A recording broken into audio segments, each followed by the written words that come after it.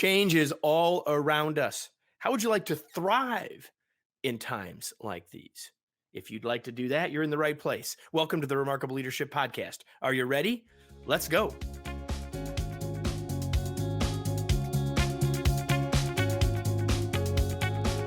Welcome to the Remarkable Leadership Podcast. We're here each week to help you lead more confidently and make a bigger difference, both professionally and personally. This episode is brought to you by the Future of Work newsletter.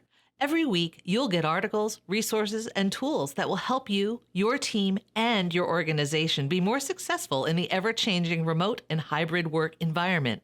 Learn more and sign up at remarkablepodcast.com/FOW. And now, here's your host, Kevin. Welcome, everybody, to another episode of the Remarkable Leadership Podcast. I'm so glad that you're here. We're going to talk today about change, uncertainty, flux. And as a result of this conversation, you're going to be glad that you were here. Let me introduce my guest to you. If you're watching us, you can see her. And you may be saying, Kevin, this is a podcast. I'm not watching. Well, you could watch this episode and any other by going to remarkablepodcast.com and clicking on the link this week for April Rinne. That's the smiling face that you see with me. Let me introduce you to April. She is ranked as one of the world's 50 leading female futurists by Forbes. She's a change navigator. She helps individuals and organizations rethink and reshape their relationship with change, uncertainty, and a world in flux. She's a trusted advisor to organizations ranging from Airbnb and Nike to Intuit and the World Bank, as well as governments from Singapore to South Africa, Canada to Colombia, and Italy to India. She's the author of Flux, 8 Superpowers for Thriving in Constant Change. She's a graduate of the Harvard Law School. She's an advisor, global development executive, microfinance lawyer, investor, mental health advocate, certified yoga teacher, globetrotter, been in more than 100 countries, and an insatiable handstander. Yes, the first insatiable handstander ever on the Remarkable Leadership Podcast. April, welcome. So glad to have you. Thank you, Kevin. I'm glad to be here. What an intro. All right, so here's the first question. I have never asked this question of anyone in my entire life. Where's the most memorable place you did a handstand?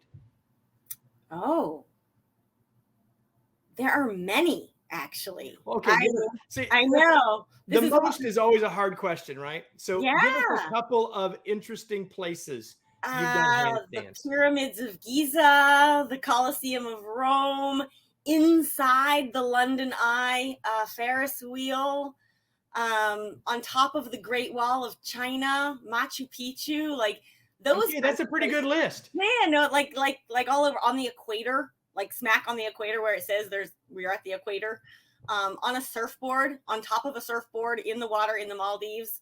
It's kind of wild, kind of fun stuff. Okay, so how do you welcome to the Remarkable Handstand Podcast, everybody. So how do you, like, what got you started doing handstands?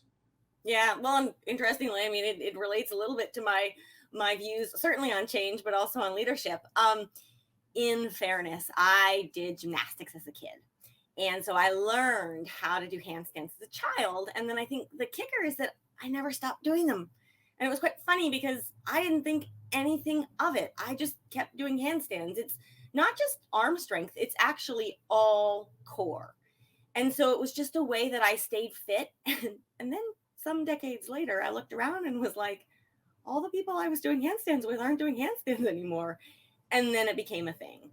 Then it became like something I want to do. I hope to live to be triple digits. I still hope to be doing handstands, as long as I can. And to that end, though, just a fun footnote, research, surveys, studies, all of the evidence out there points to when you do inversions, and an inversion could be a handstand, could be a headstand, it could simply be reaching down to touch your toes. But getting the blood to your head, it is positively correlated with longevity, mental acuity, making wiser decisions, and it's also fun. And so I think of it today in terms of a world in flux and lots of change.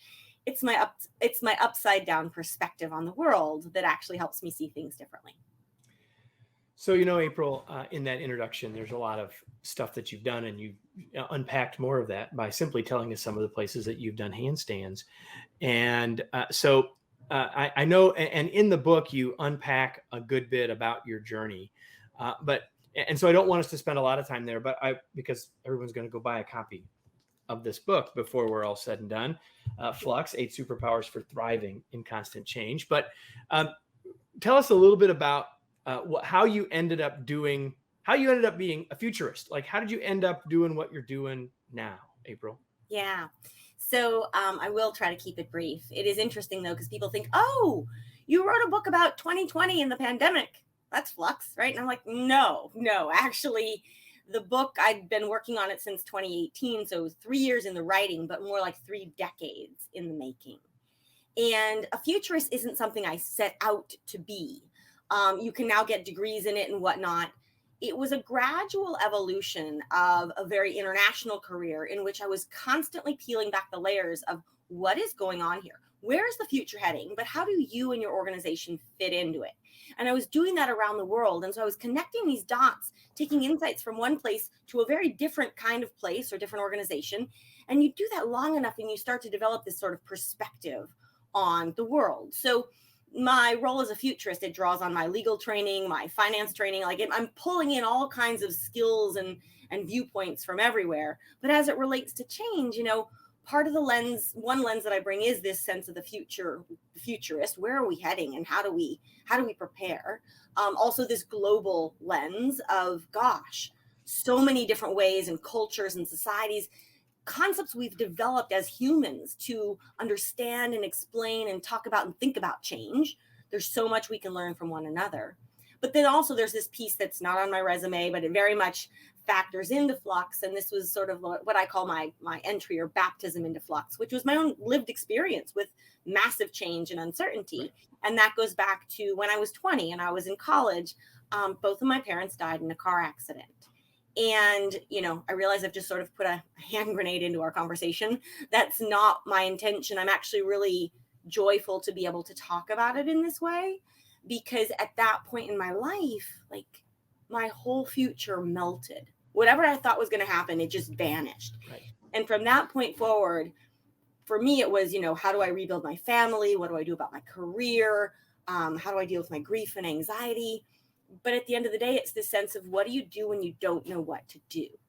And that was the point from which I just started peeling back the layer of my own onion, and then realizing I wouldn't have predicted that I'd write a book about it back then, but it all makes sense. All the stuff that I quote do in the outside world is fundamentally shaped by this much more inner journey with right. change and uncertainty. Well, I figured you would say that because you mentioned it at the very beginning of the book. And I think it gives people another context for this conversation, because when we can talk about change, talk about uncertainty, you use the word flux, and all of that we experience at all sorts of levels, professionally, individually, on a team, and all the way down to us as individuals, as humans. And so I think that you can, as you listen to us or watch us, you can put any lens on this that you want. Obviously, this is a leadership podcast, but I hope that you will take this as a listener wherever makes most sense for you. So you've said it several times. The book is titled it.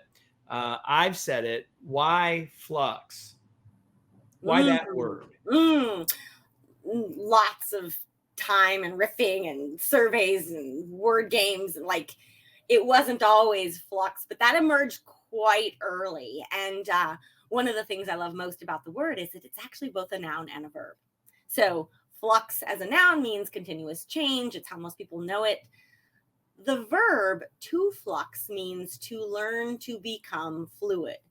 And I love that, because the world is in flux and we need to learn how to flux, to be more fluid and nimble. And I know we're going to get into some of this, adaptable and resilient and all the rest, as humans. And just real quick, I want to add a footnote to what you were saying earlier, that this is personal and professional. This is individual, organizational, societal. This is every aspect of our lives. But one of the things that concerns me most is that we spend so much time thinking about what we're, quote, doing in the outside world, and candidly, how we're managing change. It's all about what are our actions outside? We spend very little, if any, time on our inner relationship to change, which in fact filters and shapes and colors any and everything you're going to do. Everything else. Exactly. So there's this notion that your professional development can only come, and your leadership development for that matter, can only come from that inner personal growth. And so that's where I'm walking this fine line, but I'm also finding that people and organizations are very open to having this kind of conversation, whereas they might not have been 10 years ago. So you've hinted at it now, and you've said some things about it, what you call the flux mindset. Can you say a little bit more about that? Because, we really have now been talking about this isn't just something that happens out there. It's something that happens inside. So when you think about having a mindset of being able to be fluid, what does that look like? Yeah. So just a little bit of context here. I want us to pause for a moment and just think about your relationship to change. Now, most people haven't done much of that, and I didn't for much of my life, but pause for a moment and think about it. Change is complicated. It's messy, right? There are certain changes that people tend to love, mainly those changes we get to opt into, right? A new job, a new relationship, a new adventure, a new haircut. My choice. I chose the new haircut. There you go. Exactly. Right. But we tend to really struggle with those changes we can't control. So the change that blindsides you on a Tuesday afternoon, it goes against your expectations. It disrupts your plans. Hello, 2020, right? At the same time, a change that's really easy for you might be really hard for me, and vice versa. We do not relate to change in the same way. And we know that more change is on the horizon, yet knowing this often freaks us out. So I put all this out there just to kind of paint this picture of change is complicated and messy and and yet we know that moving forward, the future is not more certain. It's not more stable. It's not more predictable. The future is actually more uncertain, more unstable, more unpredictable, more of that kind of change you can't control, the kind of change we really struggle with. So the change that we didn't choose, right? The change that was thrust upon us, showed up around us, or whatever, right? And you can in fairness, a lot of people do try to deal with it, right? But a lot of times we try to pretend it's not there. We try to just get it to go away. Just deny it, struggle with it. We don't like it.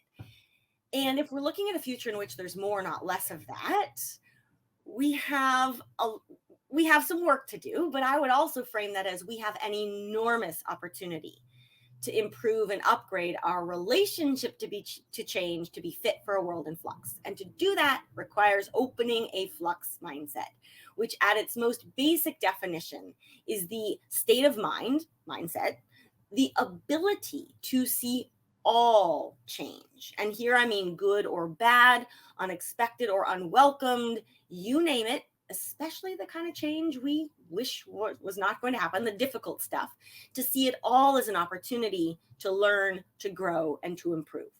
And now I'm not saying that there aren't some changes that simply shouldn't happen. I don't want them to happen. Change that's hard, change that simply shouldn't exist. That doesn't mean just wishing it didn't exist isn't going to make it go away. It's this ability to see even the hard stuff as only and always an opportunity for some kind of growth and improvement. I frame that. In fact, I just was downstairs in our studio recording a video that everyone else can go watch now because it will have already been released by the time this is released. But that asked the question, are you a victor or a victim? And that's fundamentally a way of looking at exactly what you just said. So you framed this as that we need to work on 8 superpowers. And I'm not going to ask you to unpack all 8 because people need to go buy a book. We are talking to April Rinne, the author of Flux, 8 Superpowers for Thriving in Constant Change. So I don't want you to give away the 8 superpowers, but there are 8. How did you identify the 8? Yeah, and I don't mind. We can run through them quickly. No, but we've got so many things to talk about. Okay, so how did I get to 8? A lot of hard work. So again, I keep using the analogy of peeling back the layers of the onion. I was wrestling. So for most of the 25 years that I've been noodling on our relationships to change, I didn't have a book in mind, but I was collecting notes. I was paying attention. I was layering this, building my perspective on how humans fit into the world and how we relate to ourselves and one another and all that. And themes were coming up, very big themes. For example, the theme of trust, which is related to one of the 8 superpowers. Similarly, the theme of burnout and anxiety and exhaustion and depression and just mental health as a whole, another theme. Another theme was our obsession as humans with more. More is better. I need more, which fundamentally indicates a scarcity of actually belief in ourselves. So this is all the difference between more and enough. So these themes were evolving. And then it involved the better part of a couple of years with Post-its all over a wall at home. And you're trying to rearrange, and it didn't have to be 8. Were there going to be 5 or 10 or I don't know, but you just keep pressure testing and throwing darts in these ideas and connecting them and refining them and combining it, putting them together, breaking them apart, all of that. And ultimately we landed on 8. And I'm grateful to say I'm always trying to refine my ideas, but I haven't yet found the 9th. So suggestions welcome. All right. Well, we're going to talk about some of them. But in fact, let's just go there. Of the 8, and again, we all have our own individual perspective, experience, and stuff about change for sure. But in your work with folks around the world, is there one of the 8 that you think is maybe the most lacking, or that is the one that is taken the most for granted, maybe is a better way of asking the question? In other words, if you were going to take a minute or two to unpack one of them, where would you start? Yeah. So I know that you're 8 children and you love them all equally, but I want you to pick a couple. And the first one is based on which one you think is most lacking. I often give people say, what's your favorite Flux superpower? I'm like, that's like asking what your favorite kid is. No, don't answer it, or it changes every week, right? But I like when you talk about what's lacking, because let me refer to a couple. So all 8 are equally valid. They stand on their own. You can practice all of them on their own. You don't have to do 1 before 2 or 2 before 3.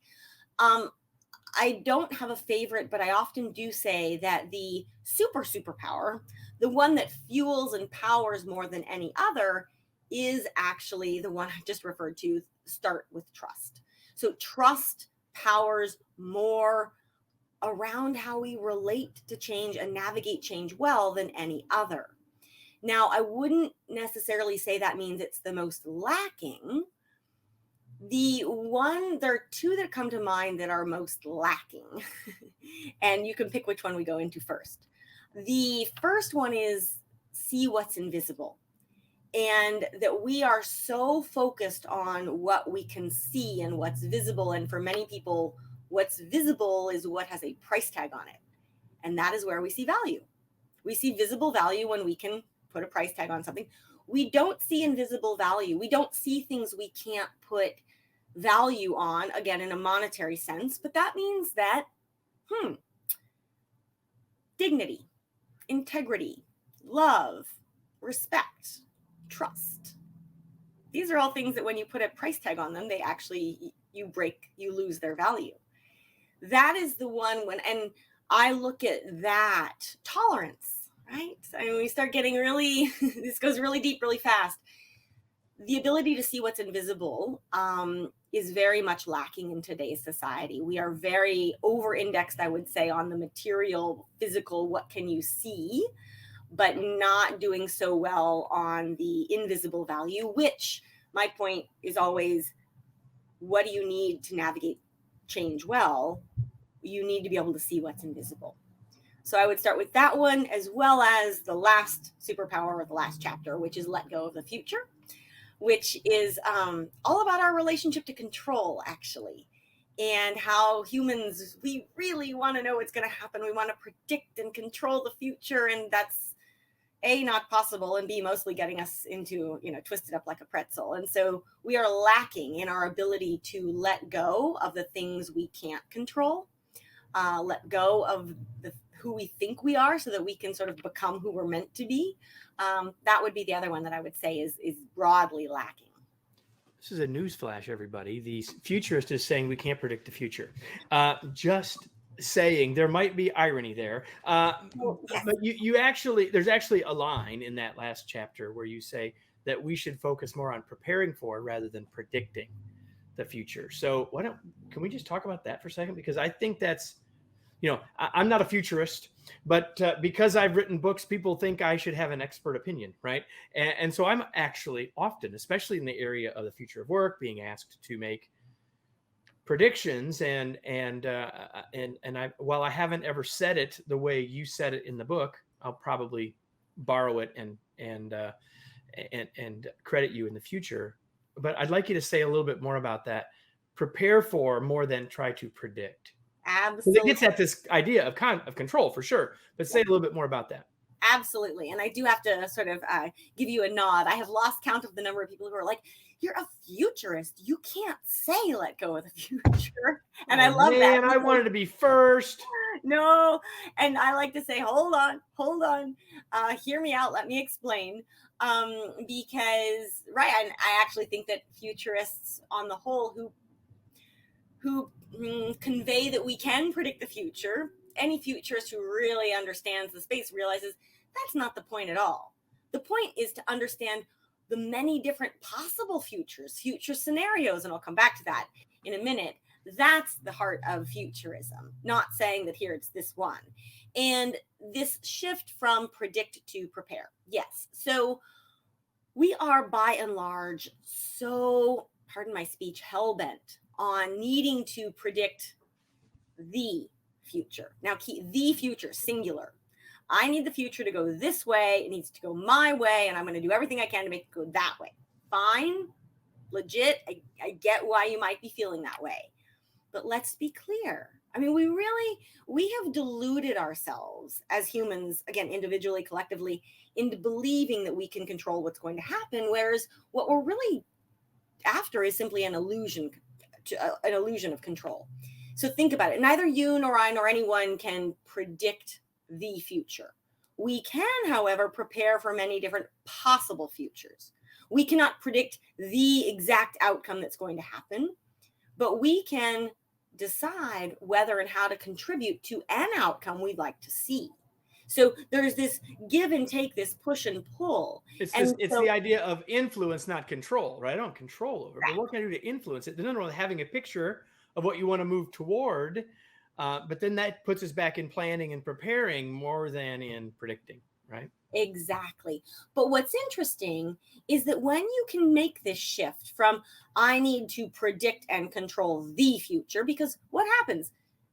Chances are not even 99 out of 100% of the time, the future's not going to go exactly like you think. Like there are contingencies out there. And what happens when that change hits, when things don't go to plan?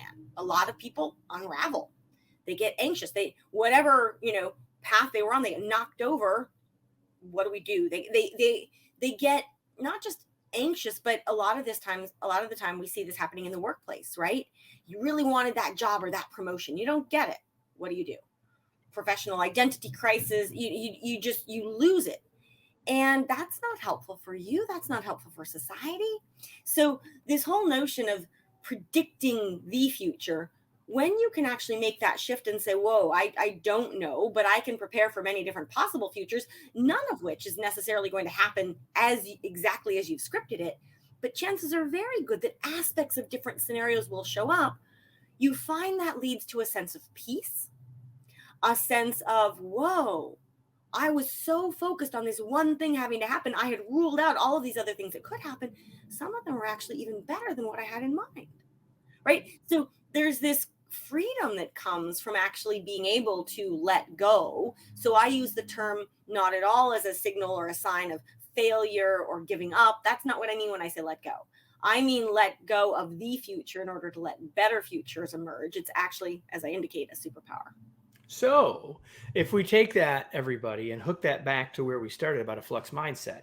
So now I'm going to say whatever does come, I'm going to see it as an opportunity to learn, grow, and see it as truly an opportunity. So if I start to think scenario and I start to be open, let go of the to find a, and then be in a mindset of flux about what occurs, really good things can happen. Now, all of that stated, there's another one of the superpowers that, with my tongue firmly in my cheek as a male, I must ask you about. It's the one that says, get lost. We're supposed to get lost. Yeah. Like, come on, April. Yes, I don't want to get lost. I know, it's scary, right? Tongue in cheek.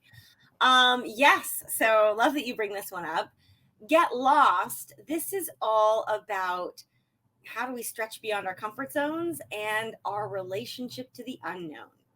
So there's a piece here, and I'm backing up a little bit, but it's important. It shows up in the book and it's helpful framing.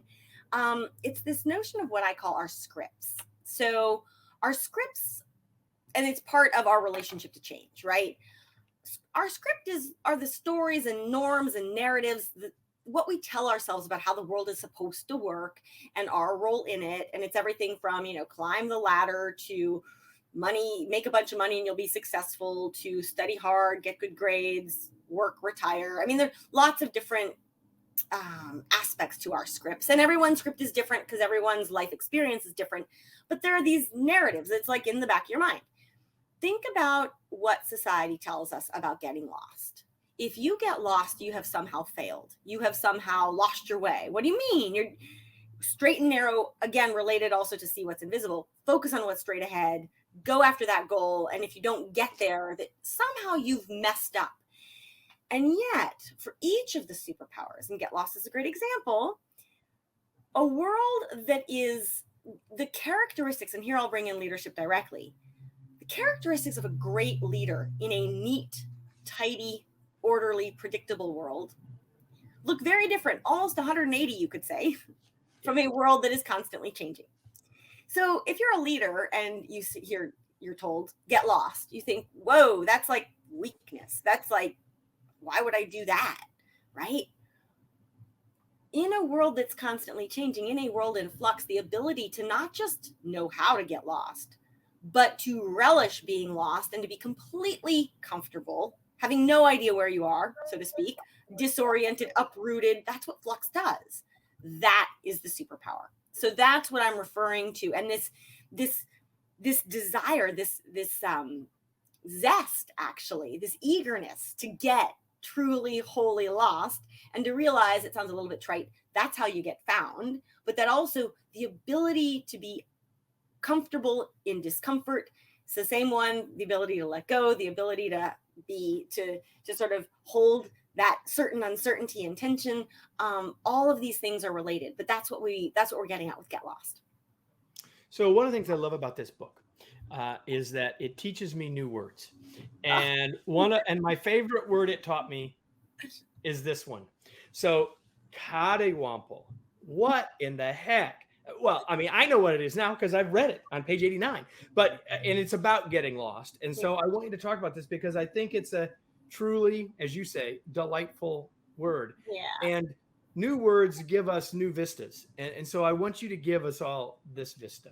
Yes, I love this word too. And I'm so glad you have discovered it and like it as well. So the word cattywampus, which is a verb, to cattywample, but you can also be a cattywampler. That would be a fun little group to establish. I wish it started with a K, because then because I like alliteration, then I could be Kevin the Cattywampler. But anyway, go ahead. That does have a nice ring to it. So the word cattywample means to travel purposefully towards an as yet unknown destination. And I love that phrase because you're traveling with purpose. You are on a journey, you are on a voyage, and you're getting somewhere interesting. You're growing and evolving and moving forward, but you don't know what exactly that destination is. And so it's intimately related with getting lost. It's also intimately related with letting go, right? Because the moment you say it has to be this destination, and if it's not that place, then, that's it, too bad. Think about, here I would ask, anyone who's listening or watching, think about when you've made your greatest discoveries. Think about a time, just on a trip, when you've gotten lost and actually where it's taken you. A lot of times people are like, oh my gosh, that was the best day of our trip. Or, oh my gosh, I learned something about myself that I never knew I could do, or that I got in touch with part of myself that I'd never known. I mean, it's a really great thing. And so Cottywomple really encapsulates that and in a way that's very fun to say as well. It's a great word to say. My wife and I call it going on an adventure, and we use adventure different than anybody else, and we don't use it quite this way, at least not yet. So before we sort of round the last turn and head toward home here, April, is there anything we didn't talk about or anything that you wish I would have asked that I didn't? Great question. I think in the context of leadership, there's one piece I just want to bring up. And it blends together a couple different superpowers, and it may have come up with some of your other guests before, but I find it really fascinating that when we look at the number one leadership characteristic that we need today, survey after survey, etc., and it is this sense of this comfort with ambiguity, and that's very different than how we've seen leaders in the past, right? We want leaders to have certainty and have the answers and tell us what to do. I mean, I'm speaking traditionally here, but we look at leaders as having something that other people don't have. And yet, comfort with ambiguity, that's quite the opposite. Like that's being comfortable with ambiguity. That's not knowing, right? And I think one of the challenges we're facing quite a bit today is that leaders, by and large, don't know what to do. They don't necessarily. We're living to some degree in unprecedented times, and the more leaders project certainty, and here I'll just use the example of hybrid future of work or reopening. Right? Where are we going to be 6 months from now, a year from now? Any leader that says, I know exactly where we're going to be right now, actually, that's a signal that they really don't know. Yes, I probably don't want to be working for them, right? Precisely. So yeah. Oh, please. No. Well, I was just going to say, it also dovetails with trust, because when a leader says, we've got it all figured out, we're good to go, and then next month something changes, or 3 months from now something else changes, each time you have to kind of course correct and go back, there often is, not always, but often, there is a kind of erosion of trust. Right. Versus a leader that can say, hey, guess what? I don't know, but I can assure you we're in this together, and we're doing this and this and this, and we're iterating and we're experimenting. But also, it's this wonderful opportunity to say, I don't have all the answers, but guess what? I do know that 10 heads or 100 heads around this are better than just mine. Why don't we try to figure this out together? So you're inviting in additional leadership. So I wanted to pull that out because I think it resonates with a lot of what you discuss here on this podcast, but also very specifically in the context of how we navigate change. Perfect.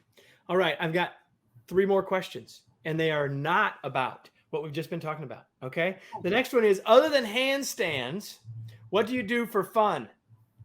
Oh, well, I live in the Pacific Northwest, so I spend a ton of time in nature. I would say hiking, swimming, camping, all of that. But we live actually walking distance from 80 miles of hiking trails. So if you're going to find me out in the forest, that would be a lot of fun for me. All right. When you're not in the forest and when you're not helping people prepare for the future, what are you reading these days? Oh, well, so this made me very happy. I have right here, and it's a quick read. It's actually a children's book. But Change Sings. This is Amanda Gorman's latest book. So it's actually for children. If you're interested in Flux, and I bring this up because my plug is for this book, Change Sings, but also there is a children's book called Mr. Flux. And it is all about how children adapt to change. And I bring this up also because I have lost count of how many times parents have said to me, hey, these 8 Flux superpowers, I need them for my kids, but they may not read your book. So what do I do? So those would be my 2 recommendations. Change Sings and Mr. Flux. There you go. So now, April, the question you wanted me to ask the most of all the whole 35 minutes is, okay, Kevin, let me tell people about where they can find me. Like, how can people get connected to you? Where do you want to point them? How can they get the book? All that good stuff. I'll hold the book up while you do that. Yeah. So for all things Flux, book, Flux Mindset. The website is fluxmindset.com. So also it's available at all major retailers, and whether it's Amazon and bookshop.org and so forth. I will say that I narrated the audiobook. So if you've enjoyed this conversation, you get more of me, but that was a real joy. And then you can find out about me also on fluxmindset.com, my bio and whatnot. But if you want the handstands, that's over at aprilrinne.com // handstands. Beautiful. We get it all, everybody. Now a question for all of you before we go. Before we go, a question for all of you who are listening or watching. And the question is very simple. Now what? What action are you going to take as a result of this? What idea can you take from this conversation and make a difference in your flux mindset, in your relationship to change? Maybe what you're going to do is do some cattywampling. Maybe what you're going to do is think a little bit more about how trust interplays with your role as a leader, perhaps, or as a parent, perhaps. I don't know what the one or two things you might take from this will be, but I do know this, that unless you make a choice to take action on what you got, it won't have been nearly as valuable to you later as it is at this very moment. So, April, thank you so much for being here. It was such a pleasure to have you. Thank you, Kevin. My pleasure as well. And so, everybody, we're just about finished, but we'll be back, right? Like if you love this episode and you happen to be doing this on Apple Podcasts, we'd love a rating or a comment. You can let other people know that you loved this podcast, share this one with them, or invite them to join us in the future, because next week I'll be back with another episode of the Remarkable Leadership Podcast.